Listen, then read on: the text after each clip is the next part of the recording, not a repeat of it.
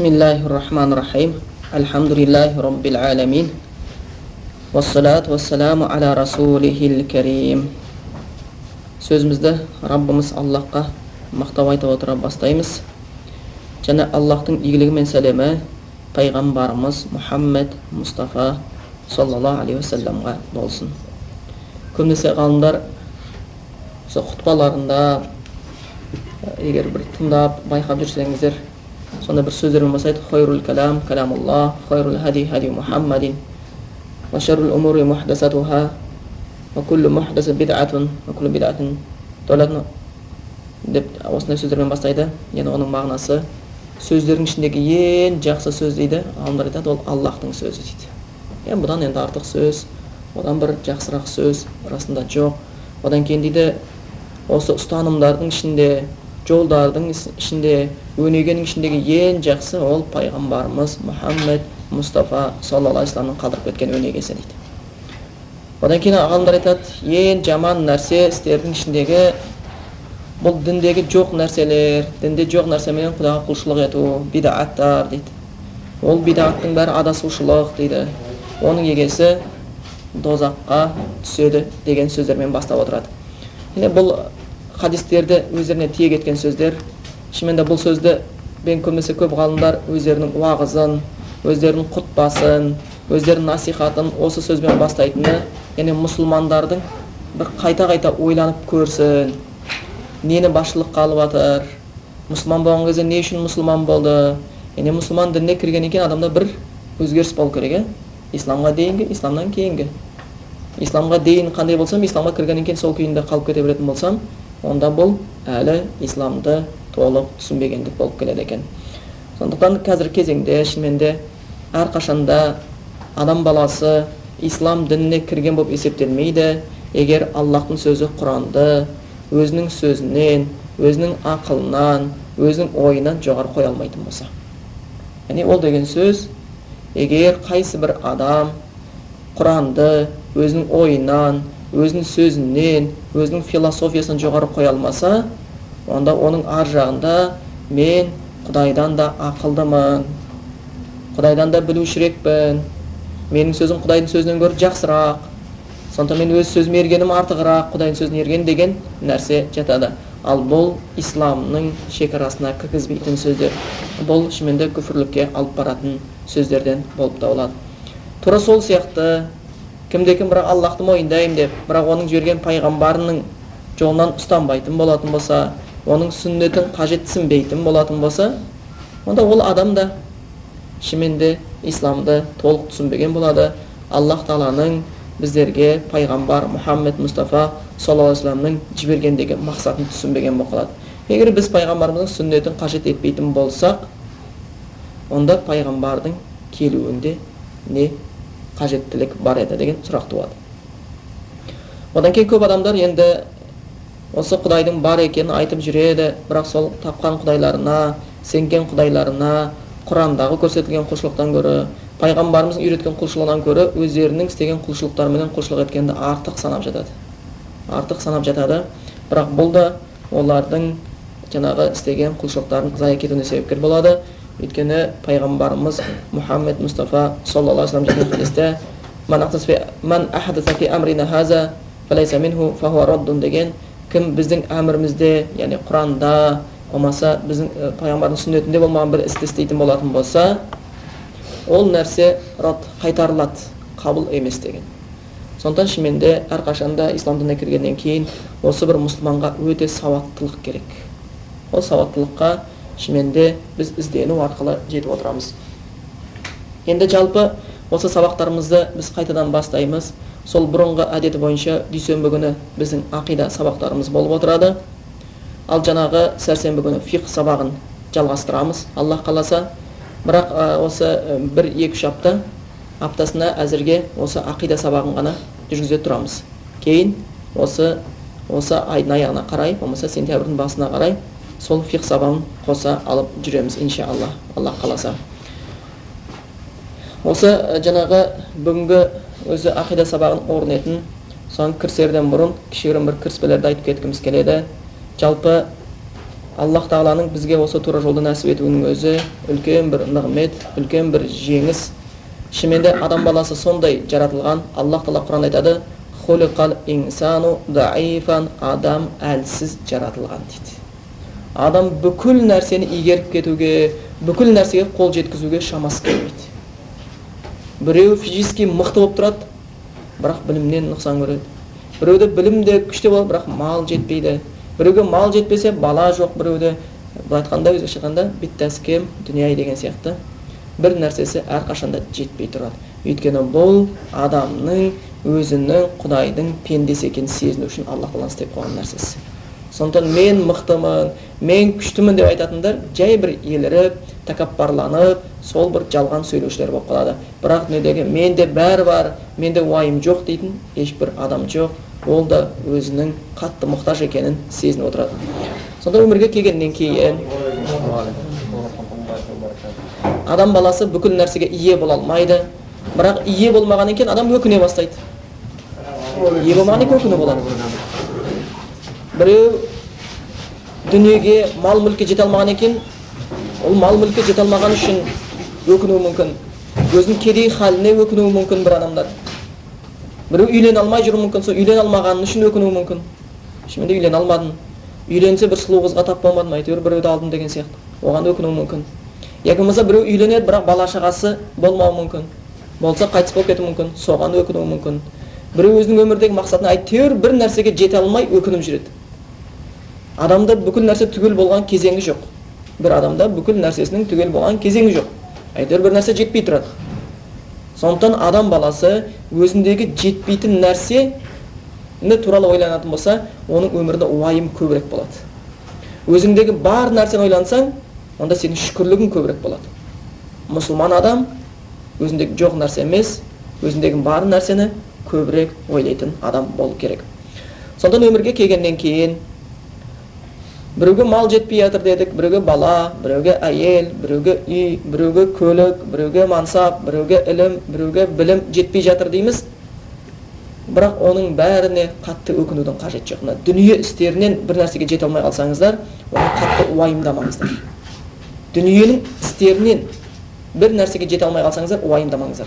Бірақ дүниенің істерінен бір нәрсені сіздерге Аллах берген болатын болса, мал ма, жақсы әйел ма, жақсы үй ма, бір көлік па, денсаулық па, сондай бір жақсы көретін көз ба, кез келген нәрсе беретін болса, дүниенің істерінен, онда оның егесі Аллах екен, естен шығармай шүкірлік етуді ұмытпаңыздар.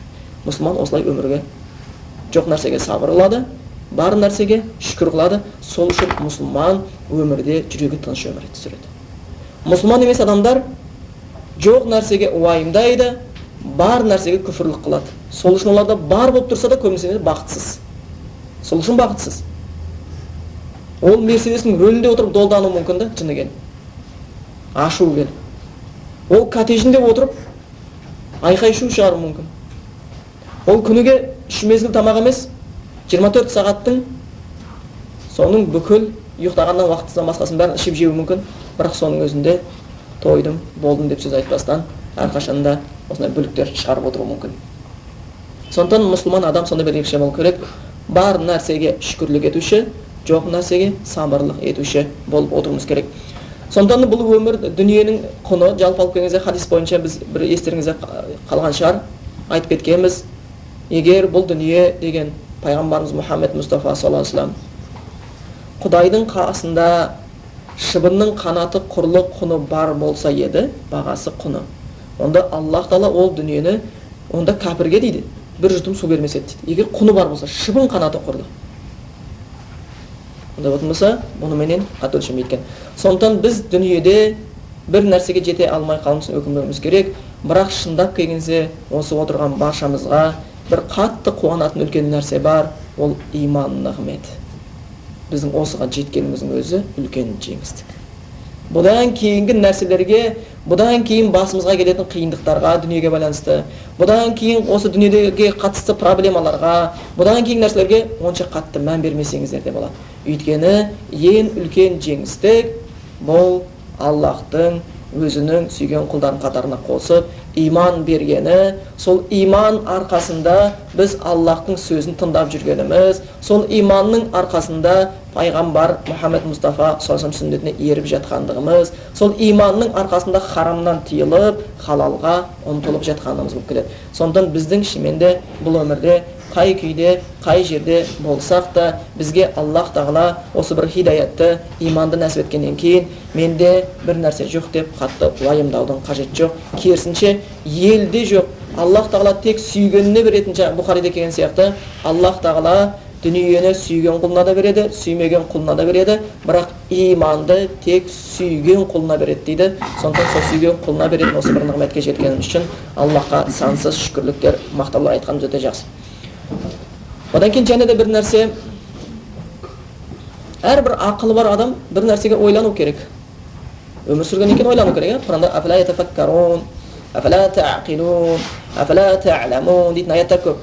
Олар пікір қылып ойланбай ма, ақылға келмей ма, біліп зерттемей ме? Аллах әрқашан білімге, ойлануға, ақылға итеріп отырады адамды. Адам өмірге келіп кететін мал емес, іштім жедім, мен соғымға соя салсын деген сияқты. Адам ойлану керек. Одан кейін адам көбінесе үш түрлі жағдайда өмір сүреді. Біреусі оның келген жағы, біреу біздің нақты өмір сүріп жатқанымыз, ертең баратын жеріміз. Бізде осыны үш түрлі әлем біздің басымыздан өтеді. Біз қай жақтан келгенімізді ойлайтын болсақ, онда Құдайдың құдіретін танимыз да, Құдайдың нығметін танимыз. Шынымен біз кеше осы отырған баршамыз жоқ едік. Аллах та бізді жаратты. Жаратқан кезде бізді ең көркем, «Валақат каррамна бани Адама» дейді Аллах Тағала. Біз адам баласын құрметтедік дейді. Құрметтеп жаратты біздерді. Шынымен біздер үлкен нығметке бөледі. Бізден судан шықпайтын кит емеспіз, сығып өлтіретін бит емеспіз, есік алдында жуынып ішкен ит емеспіз, біз адамбыз. Біз сояқтан келген кезде Аллах Тағала сонау бір еркісіні, жаңа еркісіні қосып, оның бойынан, еркісінің бойынан арылған ұрықтан ананың бойында сақтап, кейін дүниеге келгенімізде, сол бізді 9 ай, 10 ай ананың ішінде жатқанымызда Аллах Тағала өзінің мейіріменен панасына алып, аяқ қолымызды бүтін қылып дүниеге келдіруі, әлхамдулилля, үлкен нағмет. Үлкен нағмет, дүниеге екі басыменен кеп, аяқсыз, қолсыз кеп, көзсіз кеп, мүгедек боп, бүйрексіз кеп жатқаным да бар. Бірақ біз осы дүниеге осы бір адам кейпінде, және мүшеміз бүтін кейпінде келгеннен кейін мына дүниені көре алатындай көз бергеніне Аллах Тағалаға сансыз шүкірліктер айтуымыз керек. Сондықтан біз үш жағдай дедік. Адамның келген жағдайы, нақты өмір сүріп жатқан жағдайымыз, ертең баратын жағдайымыз. Келген жағдайымызды ойласақ, Құдайдың мейірімін көп еске аламыз. Келген жағдайды ойласақ, Құдайдың құдіретін көп таңғаламыз. Өйткені кеше бізді Аллах Тағала бір болмайтын судан қан қылды, қаннан ет қылды, оған сүйек, сүйектен ет қаптады, жан берді. Қандай бір үлкен бір құбылыстар болды. Оның бәрін, бүкіл құбылысты, жан берген түсін, бүкіл сонда менмін деген ғылымдардың бәрі, дүние ғалымдары Венесфери науки деп итеріп қояды да, миларын шаршатқысы келмейді. Екен шамалар келмейді. Шамалар келмейді олар. Өздері айтқан сияқты, мына Құдай жоқ деп таласатын ғалымдардың арасында кейбір сөздері бар. Сонда айтады, біз Құдай жоқ деп айтамыз. Сол Құдай жоқтың екен дәлелдеу үшін бұл әлемнің материядан пайда болған дәлелдегіміз келеді. Бір өлі клеткадан тірі клетканың пайда болған дәлелдеу үшін бар күшімізді салдық дейді бәрі ғалымдар, Құдайдың жоқ екенін дәлелдеу үшін. Бірақ дейді, біз сонша жабылып жатқан кезімізде анау материяның қаяқтан алғанымыз айтпай тұрып дейді. Мертвый клетканың қаяқтан алғанымыз оны айтпай тұрған кезде дейді. Оны белгісі қаяқтан алғанымыз. Материядан пайда болды дейміз. Сол өлі клетканың қаяқтан алғанымызды айтпай тұрып, өлі клеткадан бір тірі клетка шығара алмай қойдық дейді. Еш шықпайтыны көзіміз жетті дейді. Көзіміз жетті. Бұл жай бір клетка дейді. Өлі заттан тірі заттың пайда болатын біз дәлелдей алмадық, Құдайды жоққа шығару үшін дейді. Ал бұның бер жағында ақыл, сезім, махаббат, күйіну, қуану деген сезімдер әлі толып жатыр дейді. Оны материямен өлшей алмайсың ғой дейді. Біз оған жете алмайтын да шығармыз. Сондықтан дейді, Құдайдың жоқтығымен дәлелдеу бұл бекер далаға кеткен еңбек дейді. Ең тінші Құдайдың бар екенін біліп, соның құлшылығын жасау деген екен. Сол сияқты материалист ғалымдардың өздері осындай тұжырымдарға келіп жатқан. Шынымен өмірге келгеннен кейін біз сол қайдан келгенімізді ойласақ, Құдайдың құдіретін тануымызға мүмкіндік береді. Кеше осы отырған қанша айтып жүрміз, қазір біреу айтса, "Ей, ты разве ты сперматозоид?" десе ренжиміз, бірақ расында солай. Расында солай. Кеше бір су едік, ешкім ескермейтін еді, микроскоппен қарап жатқан кезде жыбырлап жатқан бір бәле едік. Қазір қараш, адамбыз. отырмыз, көзіміз бар, құлағымыз бар, адам кейпінде жүре аламыз, тұра аламыз, ести аламыз, қанша нығметтерге Құдайдың сол берген нығмет арқасында көріп жатырмыз. Осының бәрі шынымен де Аллахқа шүкірлік етуге жеткілікті. Сол үшін Ясин сүресінде келген сияқты, жаңа пайғамбарлар уағыздаған кезде бір кісі иман келтіреді. Сол иман келтірген кезде айтқан сөзі «Ва малияла а'будуллади фатарани ва илайхи турджаун» деген ақылы бар адамдар үшін осы да жеткілікті еді, Құдайға құлшылық ету үшін. Ол сөзінде айтқан екен: «Маған соншалықты не көрінді, мені жаратқан жоқтан бар етіп. Және де сол жаратқан Раббыма қайтатын Раббыма құлшылық етпейтіндей маған сонша не көрінді» дейді. Аллахтың бізді жаратқанының өзі судан қан еткені, қаннан тән еткені, оған жан бергені, одан кейін адам еткені, ол Аллахқа құлшылық етуге жеткілікті. Басқа нығметтерді санамаған кезде. Сонда адамның үш түрлі жағдайы бар. Ол келген жағдайымызды ойласақ, қайдан келгенімізді, онда Құдайдың құдіретіне таң қаласың. Қалайша бізді сондай бір адам кейпіне келтірді, қалай жаратты, Құдайдың құдіреті қандай жоғары, қандай мейірімі қандай жоғары, бізді жаратқанның таңғалышты, және бізге осынша нығмет берген мейірімі қандай шексіз деп ойланамыз. Ал енді бұл дүниемізде сол Құдайдың құдіретін, мейірімін сезгеннен кейін соған шүкірлік етуімізге мүмкіндік беретін өмір осы кезде. Біз осы кезеңде, нағыз осы уақытта біз сол біздің Аллахтың адамды жаратқан үшін шүкірлік етуімізге мүмкіндік беріп отқан уақытта, бұл уақытты босқа өткізуге болмайды. Және бұл уақыт келесі алдымызда күтіп тұрған уақытқа дайындық, егіні. Айтады ғой, манзар ашаукадан ола яхсуду айнабан дейді. Кім тікенек ексе, ертең жүзімін термейді дейді. Жүзім термейді ақыретте дейді. Бұяқта арақ ішсе, намаз оқымаса, құлшылық қылмаса, өтірік айтса, зинақорлық қылса, сонда ширк күнәсін істесе, бидаатпен жүрсе, анайға барып жәннатты аңсау деген қандай ақымақтық.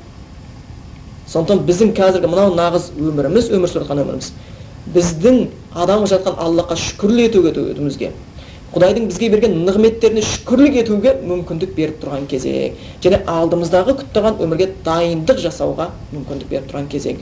Бұл кезеңге қайта-қайта келмейміз. Бұл кезеңде біз осы дүние өмірінде бір-ақ рет өмір сүреміз. Сол үшін ол дүниеге кеткендер ертең Құдайдың алдына барған кезде, есепке түсіп өздерінің зиянға ұшырағанын көрген кезде, оларды Аллах бәрін білуші айтатын сөздерінің көбісі «Фәрджи'на нa'мал салиха», «Я Алла, бізді осы дүниеге, осы кезеңге қайтадан қайтаршы, сен сүйетін істерді істейін Аллах Тағала, құлшылық жасайын, күнәдан қашайын, өтірік айтпайын, зинақорлық істемеймін, бала шағама дұрыс тәрбие беремін, әйеліме дұрыс қараймын, әке шешемді сыйлаймын, намазымды оқимын, оразамды ұстаймын» деп өкінеді екен да. Субханалла, бірақ бұл кезеңде бір-ақ рет өмір сүреміз. Сонда осы кезеңде Аллахтың бізге жасаған нығметіне шүкірлік етуге пайдаланып қалайық барынша, және алдымыздағы күтіп тұрған күндерге әзірлік ету үшін де дайындалып қалайық. Сондықтан мұсылманның мойнындағы міндеті Аллахтың берген нығметіне шүкірлік ету, және алдымыздағы болып жатқан күндерге әзірлік ету. Қандай нәрсе «Омен күлі шей» дейді, «Лаху нихая», қандай бір нәрсе болмасын дейді, оның аяқталуы бар дейді. Міндетті түрде кез келген нәрсенің соңы бар. Біздің өміріміздің соңы бар. Оны міндетті түрде сен ертең өлетініңді молда айтпаса да, сенің анау басындағы ақылың жұмыс істейтін болатын болса, оны өзің ақ білесің. Аллах Құранда айтқан: «Estaizu billah, bismillah, inna fi khalqis samawati wal ard wa ikhtilafil layli wan nahar». Сондай бір аспандар мен жердің жаратылысында, күн мен түннің ауысуында, «Ла'аят ли улил албаб», ақылы барлар үшін белгі бар дейді Құдайдың құдіретін тануға. Олар «Алладина ядкурун Аллах қияман», ол ақылы барлар не істейді дейді. Ақылы барлар Аллах сипаттап жатыр: «Ядкурун Аллах қияман», тұрса да Құдайын ойлайды, «Қуудан», отырса да, «Ала джунубихим», жатса да Құдайын ойлайды, «Ва ятафаккаруна фи халқи самавати вал ард», аспан мен жердің жаратылысында пікір жүргізеді. Соның бәрін және айтады: «Раббана ма халақта хаза батила», Аллах бұның бәрін бекерге жаратпадың, «Субханака фақина азабаннар», я пәк Алла, кемшіліктен пәк болған Аллах Тағала, серіктен пәк болған Аллах Тағала бізді тозақ отынан сақтай көр деп айтады дейді. Бұл кімдерді дейді? Улул албаб, ақылы барлар дейді. Сондықтан біз молдаға жолықпасақ та, Құранды көрмесе де, әрбір ақыл бар адам болатын болса, бір мезгіл, бір сәт қана, бұл үшін көп нәрсе керек емес, үш нәрсе ойлау үшін. Қайдан келдім, не үшін келдім, қайда баратырмын деген сұрақ деген сұраққа ойланып көрсін, жай бір кескен адам. Бұнда да ештеңе өздігінен болмайды, ештеңе өздігінен болмайды. Қазір бір кетіп барған кішкентай баланы артынан таспен бір ақ ұрсаң, қарайды ғой, кім ұрды деп сұрайды. кете бермейді ғой. Өздігінен тас келіп кеткен шығар деп кетіп қалмайды, дұрыс па? Кім ұрды дейді? Жоқ, ешкім ұрған жоқ. Тас өзі жерден ұшып барып арқаға дейді десең, сол кішкентай бала сене ма? Сенбейді. Сол кішкентай бала сенбейтін нәрсеге үлкен ғалыммын деген материалистер сеніп кетті да. Өзігінен пайда болады, өзігінен қозғалады, өзігінен жүреді деп соған сеніп кетті. Сондықтан осы бір үш сұрақ әркімді, ақылы бар адамды мазалау керек.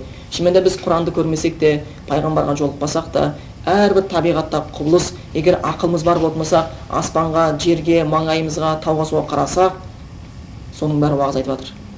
Күн шығады, тұра бере ма, батып кетеді. Сол сияқты біздегі өмірге келдік, бір күні біз де батып кетеміз, бітті. Сондай үлкен алып күн батып кетіп жатқан кезде біз кімміз? Осы дүниеде қалып кете аламыз ба? Қайсы бір керемет ферғауын қалып кетіп бұл дүниеде өлмей? Қайсы бір мықты дәрігер бар екен, ең аты әлемге жайылған қай дәрігер бар екен, өзіне дәрі ойлап тауып, өзін өзі аман алып қалған? Жоқ. Қанша жүрек дәрігерлер бар, жүрек ауруынан өліп қалған? Шынымен қанша адамдар жүрек ауруынан өліп қалған жүрек дәрігерлері бар? Қанша психологтар бар жынданып кеткен?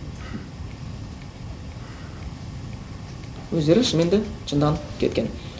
Сондықтан бұл өмірде сол күннің шығып батуының өзі біздің өміріміздің бір күн аяғы бар екенін ескертеді. Ал енді бұл өміріміз аз ғана мерзім. Бұл өмірді біз айттық, жаңа Аллахтың бергеніне шүкірлік ету үшін, және алдымыздағы күнге әзірлік ету үшін пайдаланып қалғанымыз өте жақсы болады. Өйткені бұл өмірдің өзде көбісі шынымен өміріміздің тең жартысы ұйқымен кетіп жатыр, және бір жартысы күлкімен кетіп жатыр, және бір жартысы ішу жеумен кетіп жатыр, және бір жартысы әңгімелесіп отырумен кетіп жатыр, және бір жартысы біреуді күтумен кетіп жатыр, біреудің тағы бір жартысы әйтеуір семьямен отырумен, және бір жартысы базармен, және бір жартысы рөлде, және бір жартысы жолда кетіп қалып жатыр. Сонда бүкіл өмірің тегі алып қарасаң, ар жағында көп болса сен Құдайға жасаған құлшылығың 3 жылдың көлемінде ақ бола ма, 2 жылдың көлемінде ақ бола ма, мықты болып барсаң 5 жылдың ғана көлемі болып тұр да. Сондай нәрсеменен сен сондай кеңдігі аспандар мен жерден де кең болған жәннатқа кіргің келеді. Сондықтан сол бір аз ғана нәрсемізді көп айтатынымызды шамамыз жетпейтінін көріп тұрмыз, бірақ соны ықыласпенен көркемдейік. Сол үшін Аллах Тағала Құранда айтқан Табарак сүресінде «Халақал маут вал хаята лияблуакум айюкум ахсану амала». Аллах өлімді жаратты, өмірді жаратты, сендердің қайсыларың жақсырақ амал істейтіндеріңді көру үшін дейді. Одан кейін және бәрімізге белгілі нәрсе, адам баласы өмірге келгеннен кейін әйтеуір бір іздеген нәрсесі бақыт. Біреулер бақытты дүниеден іздеп жатыр, біреу байлықтан, біреу биліктен, әркім енді өз, біреу әйелден, біреу әйтеуір аттан, біреу көліктен, әркім бақытты әр жерден іздеп жатқаны рас. Сол бақыт. Қазір бірақ біреуге айтса, біз саған патшалық берейік, билік берейік, байлық берейік, сұлу әйел берейік, саған көп бала шаға берейік, бірақ бақыт бермейміз, бақытсыз болып сорлап өмір сүресің. Болмаса бақыт берейік, бірақ ештеңе бермейміз. Қайсыны таңдайсың десе? Ақылдардан қайсыны таңдайды? Бақыт дейді. Бақыт таңдайын дейді. Адам болған екен, уайымсыз өмір кешпейді ғой. Бір ілгеріде білесіздер, бір қиссаны айтып өтті, естеріңізде ме? Бір патша бәр нәрсесі бар, ішіп жейтін алдында, жемеген артында, әйел бала шағасы бар, әйел біреу емес бірнешеу, дүниесі бар, қызметкерлер бар, жатады, тұрады, аңға шығады, сонда да уайым кетпейді, қайғырады, уайымдайды, өзін бақытсыз есептейді, уәзірін бәрін жинап алады. Мен тек бақытсызбын, не істеймін? Сонда бір үлкен жасы үлкен бір қария, мен бақытсызбын, не істеймін деген, бақытсыз, уайым деген көп, не істеймін десе айтты. Сіз бақытты болу үшін депті, бір өмірде сондай уайымы жоқ, өте бақытты бір адам тауып алып, соның дамбалын кисеңіз бақытты боласыз депті. Сосын патша уәзірлерін бәрін осы тапсырманы беріпті, 40 уәзірін бәрін жинау. Ал табыңдар сондай бақытты адам табыңдар, уайым жоқ, қайғысы жоқ. Іздеп шар тарапты іздеген кезде бір адамды таппай қойыпты. Менде уайым жоқ, мен бақыттымын, мен проблемасыз өмір сүріп жатырмын деген адам таппай қойыпты. Сол патшаға. Патшаға. Сонымен іздеп, шаршап, не істерін білмей, Уәзірлер бір судың жағасында отырса, біреу қой бағып жүр дейді. Кедей үсті жамау жалаң аяқ дейді. Бір екі ешкіні, бір екі қойды айдап жүр дейді. Соған қалайсың, жағдайың жақсы ма? Жақсы. Өмірге жалып бар ма? Жоқ. Тағалға, сен бақыттысың ба? Бақытты. Проблема бар ма? Жоқ, менде ешқандай проблема жоқ. Бас саптанам. Бітті, сен дамбалыңды бер, алып кетеміз, патшаға береміз. Сен, менде проблема да жоқ, менде дамбал да жоқ деді. Машалла. Келейді.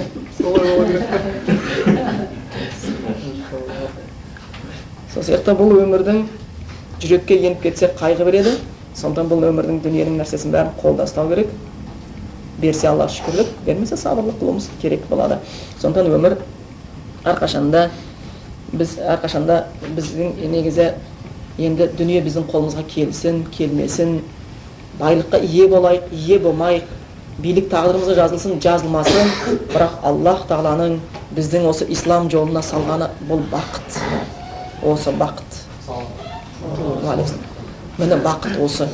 Сондықтан осы нәрсе үшін, Аллахтың берген иманы үшін, Аллахтың берген Құраны үшін, Аллахтың жіберген пайғамбары үшін қалған нәрсені елемей-ақ, қалған қиындыққа, уайымға шомбай-ақ өмір сүрсе болады. Адамның түн ортасында Раббысына я Алла деп сәждеге баруы, бұдан үлкен бақыт жоқ. Шынымен Аллах Тағаланың пайғамбары айтады, құлдың Құдайға ең жақын кезі фахуа сәжид, оның сәждеде жатқан кезі дейді.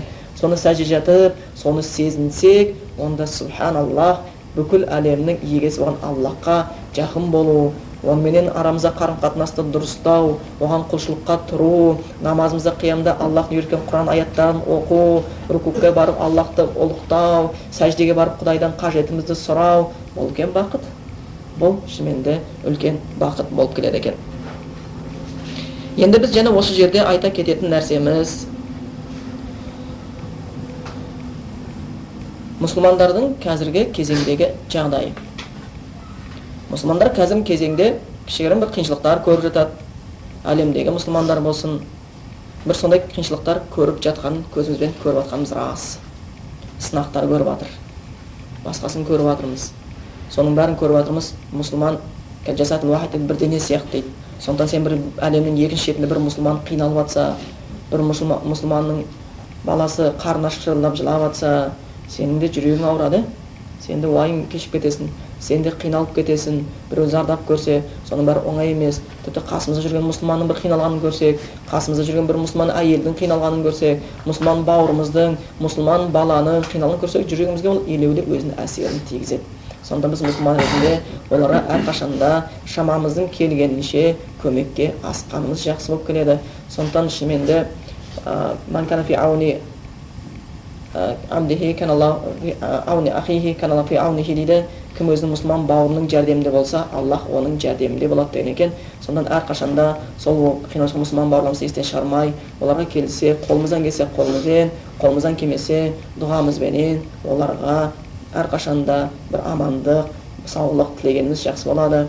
Имам Ахмад өзінің дұғасында атын атап тұрып 70 адамға тілек тілейтін кезеңдер болады екен. Сондай бір кісілер.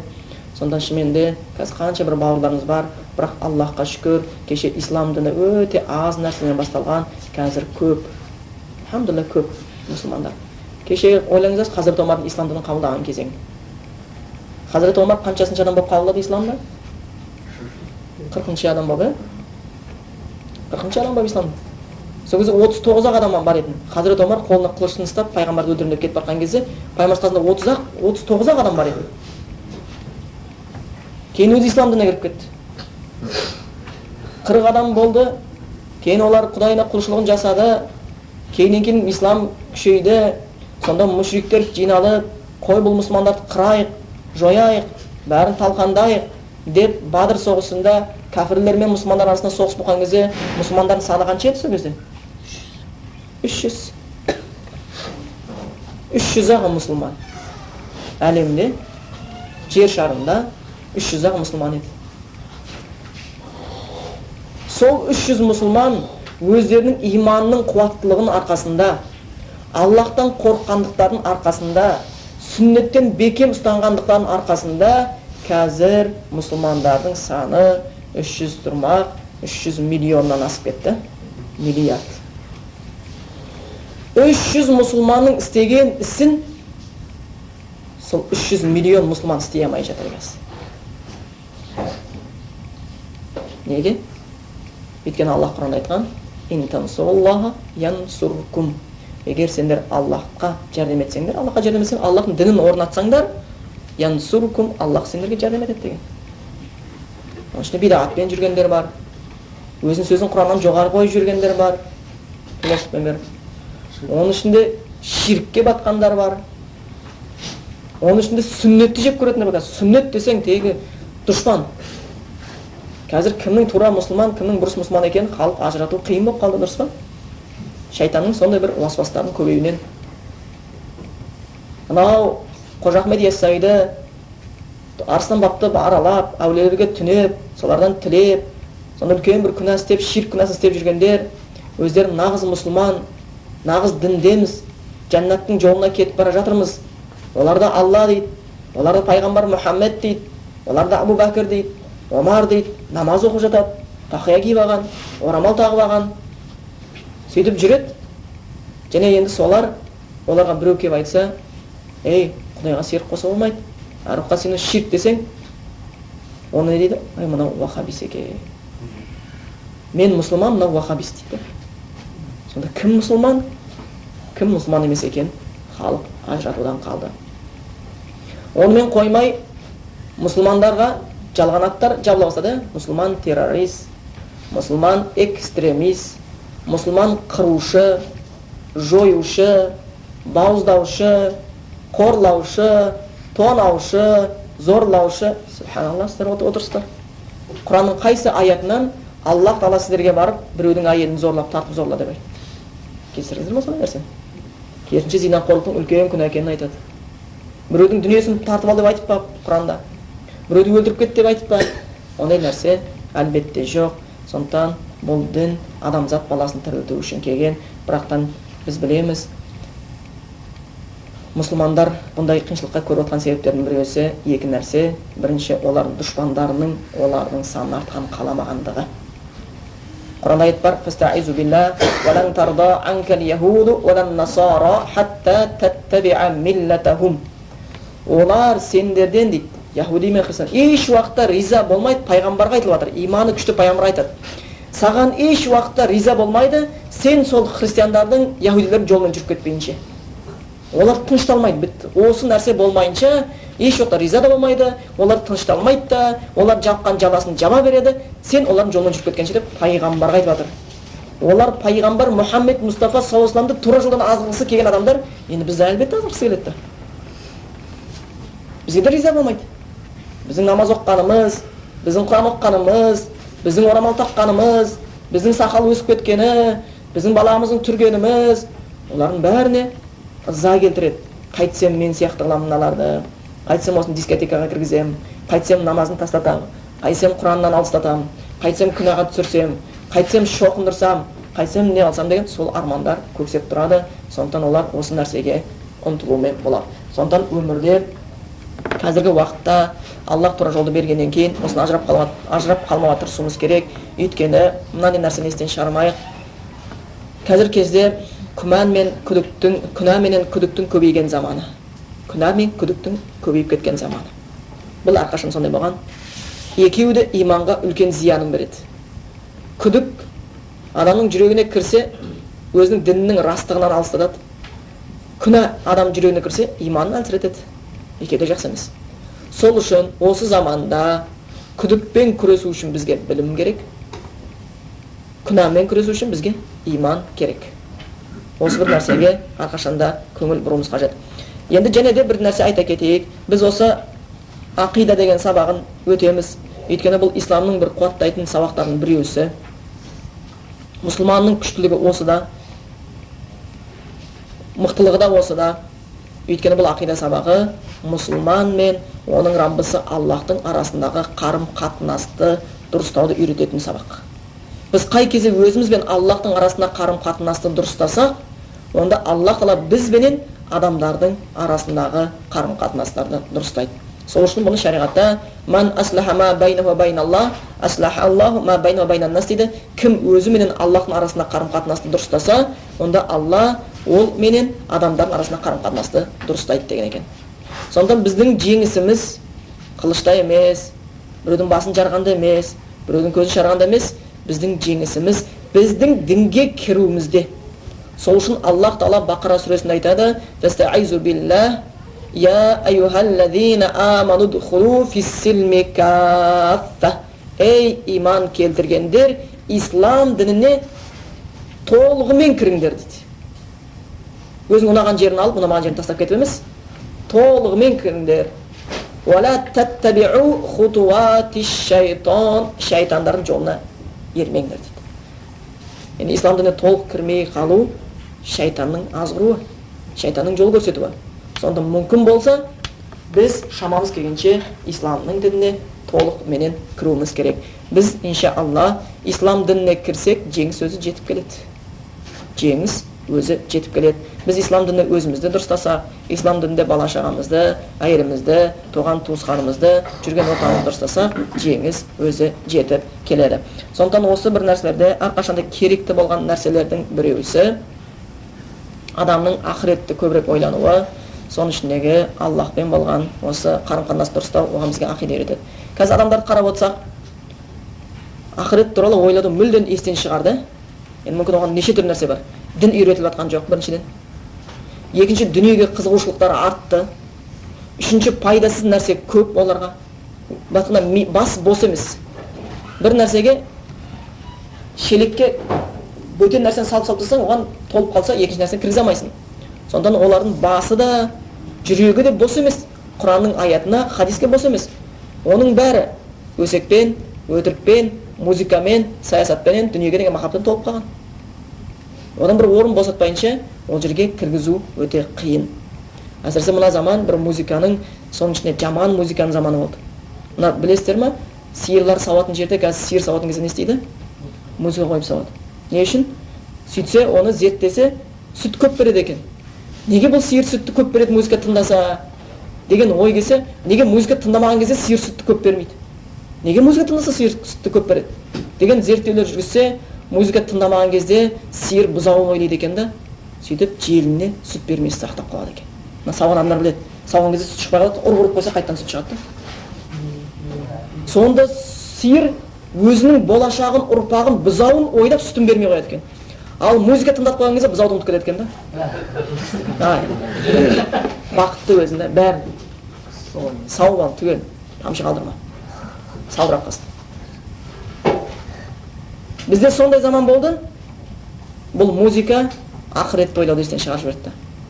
Өзіміздің бала-шағамыздың жағдайы не болатынын, туысқандарымыздың жағдайы не болатынын ойлауды естен шығарып жіберді.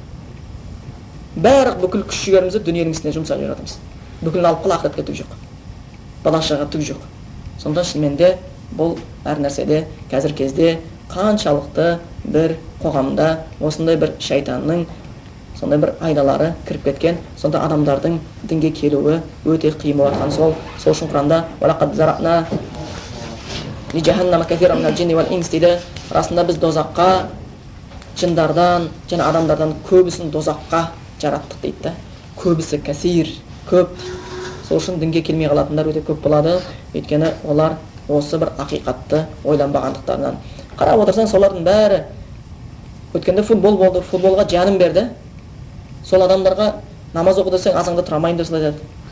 Сондай айтады. Бірақтан солар футболды тахаджуд уақытысында көрді көбісі. Сол кезде көрсетіп жатты. Мұсылман адам тахаджудке тұра ма, тұрмай ма білмеймін, бірақ олар футболға тұрады. Сол футболда түнде ұйықтап қалмау үшін күндіз ұйықтайды екен, кәдімгі демалып алады екен да. Тынығып алайын, футболды бодрыгалаға көрейін деп. Сөйтіп соны көреді. Сонымен сол азаннан кешке дейін әңгіме. 11 адамның ары жүгірген, бер жүгірген көргеннен мәз. Болды, басқа ештеңе жоқ. Сон жүреді. Аргентина, Ямайка, какая боль. Аргентина, Ямайка 5-0 дейді. Соған мәз. Бірақ ешқайсы ойланбай, түннің ортасында тахаджудқа тұрып алып, какая боль, мирской жизньнің бағасы 5, ақыретім 0 деп жатқан ешқайсы жоқ. Ондай жүрген ешқайсы жоқ. Дүние. Ертең 11 футболист соны қолынан ұстап жанатқа кіргізіп жіберетін сияқты. Сен маған қолды көп соғып едің, телевизордың алдында мен үшін тахаджудқа тұрып едің, мен үшін сенің жаның сығылып кетіп еді, мен үшін әйелің дайындап келген тамақты ішпей қойып едің, мен үшін сен бала шағаңа тәрбие бермей қойып едің, мен үшін көз алдымда көзің майын тауысып едің, мен үшін жұмыстан қалып кетіп едің шаршап, енді сен жәннатқа кіре ғой деп 11 футболист арқасынан қағып қылкөпірден өткізіп амандап оң қолын ұстатып жібермейді. Шынымен де алдымызда әлі қанша нәрсе күтіп тұрғаны. Енді осы нәрсемізді айта келіп, және біздің айта кетейін жатқан нәрсеміз, әрқашанда осы көңіл бұрыңыздар, пайғамбарымыз Мұхаммед Мұстафа саллаллаху алейхи уассалам Муаз ибн Джабал атты сахабасын Йеменге уағызға жіберген кезінде айтқан сөзі қандай болды? Бірінші неге шақыр деді оларды? Ла илаха иллаллах деген сөзге шақыр деді. Дағуат осыдан басталады. Аллаға сансыз шүкірліктер. Енді сіздермен осы қайта жүздескенімізге, мұсылман бауырларымыз жүздерін көруге, ол да бір нығмет. Аллахқа сансыз шүкірлік айтамыз. Сіздердің жүздеріңіз сәжденің әсерімен жарқырасын, қияметте Аллахтың дидарын көруді нәсіп етсін сіздердің жүздеріңізге. Осы Аллахтың Құранына, пайғамбар хадистеріне осы көңілдеріңіз бұрғандарыңыз үшін. Бұл ислам дініне адам баласы, біз ілгергі сабағында айтқанбыз, біреу намаз оқып бастаса, ол әлі оның мұсылман болғандығының дәлелі емес. Біреу арағын тастаса, бұл әлі оның мұсылман болғандығына дәлел емес. Біреу Құран жаттай бастаса, бұл әлі оның мұсылман болғандығына дәлел емес, егер ол исламды ла илаха иллаллах Мұхаммадур Расулуллахтың сөзбен бастамаса. Сол үшін пайғамбарымыз Мұхаммед Мұстафа саллаллаху алейхи уассаламның кезінде бір адам өзінің ислам дініне кіргенін дәлелдеу үшін не деп естіртіп айтатын еді? Ашхаду ан ла илаха иллаллах ва ашхаду анна Мұхаммадан абдуху ва расулуху деген сөз айтатын еді. Сахабалар қуанып, оны құттықтайтын еді. Осы сөзбен басталатын еді ислам. Біреу ислам дініне кірген кезде, түсінген кезде, ол бірден қайран қалып айтатын сөзі ла илаха иллаллах деген сөз айтады. Өйткені ол ең маңызды нәрсені түсінді. Ол Раббысының хақысын түсінді. Бүкіл құлшылыққа тек қана Алла тағала лайықты деген сөз түсінді. Ол кезде ерегісіп осы сөз айтпайтын еді. Пайғамбар Мұхаммед Мұстафа саллаллаху алейхи вассалам адамдарға сол кезде Я айюханнас, эй адамдар, қулу ла илаха иллаллах, ла илаха иллаллах деп айтыңдаршы десе, айтпайды адамдар. Айтпайды. Айтпақ тұрмақ соғысып кетті. Сол сөзді айтқызамыз деп еді. Айтпақ тұрмақ мұсылмандармен қарым-қатынасын бұзды. Бітті саған қыз бермеймін, тамақ бермеймін, сауда алмаймын сенен. Соған дейін барды. Қазір біреудің соңынан қалмай қойсаң, айдаттап қашып кетеді. Сондықтан ислам дінінде бірінші ислам дініне кіргізетін сөз ла илаха иллаллах Мұхаммадур Расулуллах болатын болса, онда осы сөзге шынымен де көңіл бұру керек болады екен. Өте қатты. Сол үшін Аллах тағала Құранда айтқан Фастаизу билlah фа'лам аннаху ла илаха иллаллах. Қараңыздар, аят қылдай басталады. Фа'лам, илм, біл деген сөз. Ілімін біл, мағынасын біл, соның міндетін біл. Ненің? Ла илаха иллаллах, Аллахтан өзге тәңір жоқ екенін біл. Құр айт деп атқан жоқ, білім ал дейді. Егер біз бұл сөзді ла илаха иллаллахтың сөзді тілмен айтсақ, бірақ мағынасын түсінбесек, бізді әлі ислам дініне кірді деп есептелмейді. Егер пайғамбар Мұхаммед Мұстафа саллаллаху алейхи вассаламның кезінде ислам дініне кірген бір кісі ашхаду ан ла илаха иллаллах ва ашхаду анна Мұхаммадан абдуху ва расулуху десе, пайғамбарымыз да бүкіл сахабалар да қуанып кетер еді. Хазірет Омар ислам дінін қабылдаған кезде бәрі такбир айтты. Бүкіл Меккеге естілді. Мушриктер не болды? Не болып кетті? Хазірет Омар өлтіруге кетті. Бәрі такбир айтып жатыр ғой. Не болып кетті бұларға деп түсінбеді. Қуанды мұсылмандар бір адам ла илаха иллаллах деген сөз айтқан кезінде. Бірақ біздің кезімізде қуанайын ба, қуанбайын ба деп ойланасың. Егер пайғамбарымыздың кезінде қазір бір адам бар ла илаха иллаллах деп айтса, бірақ әруаққа сиынып атса, онда олар оған қуанбас еді. Сонда біздің кезімізде де біреу ла илаха иллаллах деп айтса да, біреу 5 уақыт намазын оқыса да, 30 күн оразасын ұстаса да, бірақ Аллахтан бөлек әруаққа сиынып атса, көз моншақтарға сеніп жатса, палшыларды растап атқан болатын болса, оның исламы қуантатын ислам емес. Өйткені ол бауырымызға барған жоқ, себебі ол ла илаха иллаллах сөзінің мағынасын түсіне алмады. Сол үшін сіздерге айтатынымыз, адамдар 3 топтан тұрады дедік. Ғалымдар, енді бұлар өте сирек, әсіресе ақыр заманда өте сиреп кетті. Сондан айтыр, дінді білетін, дінге қызмет істеп жүрген, білім егесі бар бір адамды көрсеңіздер, әрқашанда құрметтеуге тырысыңыздар. Әрқашанда одағы пайдалы ілімді алуға тырысыңыздар. Соған жаңағы оны айтыр, мүмкін болса, одан жаңағы ілімдерді үйреніп қалуға әрекет жасаңыздар. Бірінші топ ғалымдар, бұлар өте сирек. Екінші топ талибул илм дейді, ілім іздеушілер. Исламды дұрыс түсіну үшін Құраннан, хадистен, ғалымның алдында, ғалымның сөзіне құлақ салып, ілім іздеушілер. Бұл екінші топ. Осы топқа, иншалла, сіздер әрқашан сабаққа қатысып, бір үйреніп жүргеннен кейін, осы топтың қатарына кірсек деген үміттеріңіз бар. Иншалла сол топтардан етсін. Өйткені бұл екінші топқа да сауаптың үлкені көп екені хадистерде, Құранда айтылған. Пайғамбарымыз Мұхаммад Мұстафа саллаллаху алейхи вассалам айтты: "Ман салака тариқан ялтамису фихи илман, саххалаллаху тариқан илал джанна." Кім бір жолға түссе, сондағы мақсаты ілім үйренем деп, Құранды, хадисті үйренейін деп бір жолға түссе, саххалаллаху тариқан илал джанна, Аллах оның жәннатқа баратын жолын жеңілдетеді дейді. Бұдан басқа не керек? Хатта лахитани фил бахар дейді бір хадисте. Кімде-кім ілім жолына түссе, Аллахтың разы үшін ілім үйренейін деп, онда оған теңіздегі балыққа дейін кешірім сұрайды. Субханаллах. Сіздер үшін теңіздегі балықтар, сіздер еркен отырыстар, сіздер үшін теңіздегі балықтар, Аллах оның күнәсін кешір, оны жарылқа деп жатқан болмаса, субханаллах, теңізде қанша балық бар? Сани аласыздар ма? Періштелер қанатын төсейді дейді. Құрмет оның ілім іздеген үшін. Хазірет Әлінің бір сөзі бар: "Ман кана фи талабил илм, канат ал джаннату фи талабихи." Кім ілім іздеп жүрсе, жәннат ол адамды іздеп жүреді дейді. Бұның бәрі осынша бір жақсылық, осынша бір нығмет, осынша бір фазилеттер, артықшылықтар не үшін? Өйткені ол адам ілімді үйренгеннен кейін сол үйренген ілімін елге жеткізеді. Осы үшін. Бірақ ілімді алып, оны біреуге үйретпейтін болсаң, ілімді өзің жинап оған амал істемейтін болсаң, бұндай артықшылық жоқ, керісінше күнә жинап атсың. Бұның жауапкершілігі де бар. Құранда айтылады: "Фастаизу биллах, масалул лазина хуммилу таурата, сумма лам яхмилуха, камасал химар яхмил асфара." Сонда бір яһуди халқы айтады. Оларға сонда Таурат түсірілді, бірақ олар Таурат оларға міндеттелді, жүктелді. Бірақ ол Тауратпен амал істемеді, жүрмеді, сол жүктелген Таураттың жүгін түсінбеді. Олардың мысалы дейді, камасал химар, ешек сияқты дейді, кітап арқалатып қойған. Ешектің үстіне кітап арқалатып қой. Ибн Касирдің тәпсірі мына шетіне, Сахил Бұхаридің шархы мына шетіне, ешек ғалым болып кете ме? Ғалым болып кетпейді. Сонда ілімнің бәрін жинап алып, аузымыз жұмылып жүретін болса, онда Аллах сақтасын, кітап арқалаған ешекке ұқсап қалады. Бұл ілім іздеу, ол үлкен сауап. Өте үлкен сауап. Бірақ оның қадірін түсінбеу үлкен бақытсыздық болады. Бұл адамдардың екінші тобы. Үшінші топ бар, амматуннас, жай қарапайым адамдар көпшілік.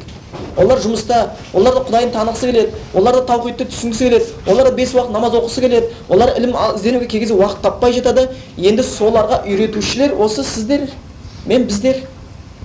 Солардың арасында кіретін, солармен қарым-қатынасқа түсетін, мешітте намазға кеп тұрса, онымен тізе соғыстырып отыратын біздер.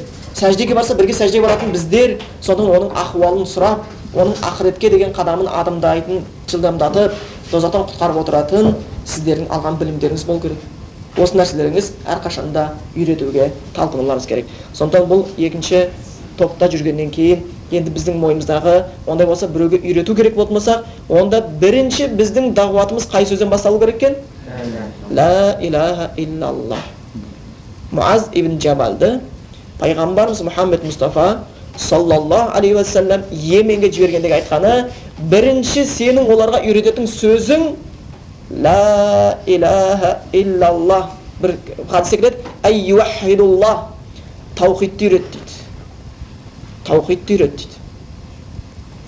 Файн атаук, егер осы нәрсені сен мойынсынса, түсінсе, онда айт оларға, Аллах Тағала бір күнде 5 уақыт намазды парыз еткенін енді оларға үйрет дейді. Осыны үйрет дейді. Сонда біздің қазір кезеңімізде бұл нәрсенің маңызы әлі де жоғары болып тұрған естен шығармайық. Сондан кейбір адамдардың түсінігінде, мысалға бір адам намаз оқиды, арақ тастады, бірақ палшыға барып жүр деген бір әйел орамал тағып алды. Бірақ жаман сөзден тыйылып жүр. Намаз оқиды, бірақ палшыға барады. Анау арыстан баптарды әулиелер аралап жүр, аққу болып жүр, біреулер сұңқар болып жүр. Соған, ей, анау тозаққа кетіп бара жатыр, бірдеңе деп айтсаң, ей, қой енді оны, не қыласың? Оның ісін жамандай берме. Ниетің тойба, ниеттері жақсы болар, ниеті жақсы болар. Арақ тастап жатыр, орамал тақ, ниеттері дұрыс болар деп қояды. Бұл біздің исламды түсінбегендігіміз болып келеді. Бұл нәрсе исламды түсінбегеніміз болады. Сондықтан шынымен Аллахтың хақысын білмейінше бұл жаңағы тозақтан құтылу деген нәрсе жоқ. Сондан әрқашанда енді осы нәрседе біз осы ақида сабағында осыны жиі айтқанбыз, және бұл нәрсеге жиі тоқтап та отырамыз әрқашан. Өйткені естеріңізде болсын, жақсы дағуатты кім істейді? Сол жасайын деп жатқан, уағыздайын деп жатқан тақырыбын біреуге түсіндіретін адам дейді, түсіндіре алатын адам өзі түсінсе ғана түсіндіре алады дейді. Егер сен өзіңнің сол тақырыбыңды түсінбеген болсаң, онда біреуге еш уақытта түсіндіре алмайсың. Біз ислам дініне бірінші бисмиллах деп бастап қадам басып кіргендегі ең алғашқы исламның табалдырығында айтқан сөзіміз, біздің исламның әлеміне кіргізген сөз ла илаха иллаллах болатын болса, бұны білуіміз әрқашанда керек болып табылады екен. Мысалға алатын болсақ, енді ла илаха иллаллах сөзінің аудармасы ла маъбуда бихаққин фил вуджуди иллаллах деп ғалымдар түсіндіріп жатыр. Бүкіл жаратылыста, бүкіл болмыста, бүкіл әлемде ғибадатқа лайықты Аллахтан өзге ешбір тәңір жоқ. Осы нәрсені түсіну. Адам егер осы сөзді түсінсе, онда ол бірден Исаға сиынудан, Буддаға сиынудан, әруаққа сиынудан бас тартады. Егер түсінсе, түсінбесе бас тартпайды. Осыны түсіну керектігі. Сол үшін пайғамбарымыз Мұхаммед Мұстафа саллаллаху алейхи ва саллям мушриктерге ла илаха иллаллах деп айтыңдар десе, олар не деп айтты? Аджалал алихата илахан вахид. Инна хадла шейин уджаб. Ол біздің бүкіл тәңірлерімізді сыйынып жатқан нәрсемізді бірақ тәңір қылғысы келе ма, бұл адам ақылына сыймайтын бір таңғалыш нәрсе екен депті. Олар түсініп тұр, егер ла илаха иллаллах айтса, бүкіл құлшылықты Аллах істеу керек екендігін.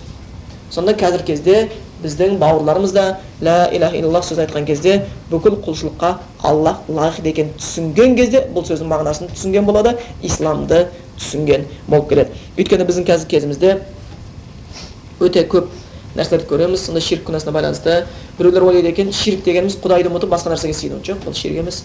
Бұл уже ширктен жоғары өтіп кеткен нәрсе. Мушриктер де Құдайды жақсы көретінін естен шығармаңыздар. Және Құранда аят бар. Құранда аят бар. Ваминан наса ман яттахизу мин дуниллахи андада юхиббунахум кахуббиллах. Адамдар ішінде дейді Құдайдан бөлек нәрсеге сыйынушылар бар. Олар сол Құдайдан бөлек сыйынған нәрселерін Құдайды жақсы көргендей, Құдайды сүйгендей сүйеді дейді. Яғни мушриктер де Құдайды да сүйеді, ананы да сүйеді деген сөз. Осы нәрсе сол арабтардың кезіндегі қателік істеген нәрсе біздерде қазақтарда айны қатесіз болып жатыр. Олар әруаққа неге сыйынасың десең, бір Аллаға сен, мен білем дейді, олар айтады. Әруақ Алладан үлкен емес. Бірақ әруақтар бізді Құдайға жақындатады. Әруақтар біздің тілегімізді Құдайға жеткізеді. Осы нәрсе айтады. Біз қиналған сәтте әруаққа сыйынсақ, бізді қолдайды. Мен осы ақидада. Ал бұл нағыз ширк, яғни мушрик, үлкен ширк күнәсі болады. Осы нағыз дозаққа алып баратын пайғамбарымыздың күрескенде осы еді. Өйткені пайғамбарымызға дейінгі мушрик арабтар Кағбада қажылық болды ғой пайғамбарымызға дейін, құлшылық істейтін Құдайға. Қажылық істеген кезде тауап Ибраһим алейхиссаламнан келе жатыр ғой. Меккеде Қағбаның төңірегінен тауап істеген кезде мушриктер былай деп айтатын еді. Лаббайк Аллахумма лаббайк, лаббайк ла шарика лака лаббайк, Айтады, енді осы біз қазір айтамыз. Яғни Аллах келдім алдыңа хұзырыңа, сенің ешбір серігің жоқ Аллах тағала дейді да. Илля шарикен, тек қана бір серігің бар. Тамликуху анта ва ма малак. Оны сен иелік етесің оған. Сенің үкімің жүреді ол ширкке, ол нәрсеге. Бірақ оның үкімі саған жүрмейді. Осыларды мушрик деген. Олар мойындап тұр. Өздерінің сиынған нәрсесі Құдайдан жоғары емес екенін мойындап тұр. Құдайға айтып жатыр: Құдай, сенің ешқандай серігің жоқ, бірақ біз бір нәрсеге сиынып жатырмыз. Ол сиынған нәрсемізге сенің үкімің жүреді, оның үкімі саған жүрмейді. Бірақ бұлар мушрик. Пайғамбарымыз сол кезде айтатын еді: Қат болды. Осы жерде тоқтаңдар, ар жағын айтпаңдар деп айтатын еді пайғамбарымыз. Соны біздегілер де дәл осы. Олар әруақты Құдайдан жоғары деп жатқан жоқ. Егер олар әруақты Құдайдан жоғары дейтін болса, онда әруақ сиынған нәрсесін Құдайдан төмен дегендерінде дозаққа кіреді, онда олардың жағдайы не болатын? Валлаху тағала алам. Мүлдем қиын. Сондықтан әрқашанда осы біз бірнеше сабағымыз өткенбіз, соған өте ықтият болыңыздар. Ла илаха иллаллах Мұхаммаду Расулуллах. Кішкене ғана бір сөз. Ла илаха иллаллах деген сөз айтқаннан кейін біздің мойнымызға артында міндет тұр. Әрбір сөздің артында жауапкершілік тұрады. Әрбір сөздің артында жауапкершілік тұру керек. Егер ол жауапкершілік тұрмаса, онда ол сөз бекер сөз.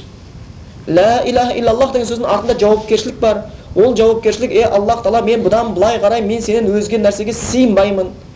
Жалынсам да, жалбарынсам да, құлшылық етсем де бір ғана саған. Ияка нa'буду ияка настаин. Саған ғана құлшылық етем, сенен ғана жәрдем өтінем. Яғни бірінші сөз бүкіл құлшылыққа Аллах Тағала лайықты екенін үйретеді. Екінші, Мұхаммаду Расулуллах деген сөз, сол Аллахқа баратын жол, бір ғана жол, соны үйретеді. Қалай құлшылық етуімізді үйретеді. Бірінші сөз бүкіл құлшылық Құдайға лайықты екенін үйретсе, екінші сөз сол құлшылықты қалай жасау керектігімізді де үйретеді. Сонда осы бір нәрселерден дағуатымызды бастағанымыз әрқашанда хайырлы. Сондықтан шынымен де Аллахқа сансыз шүкірліктер.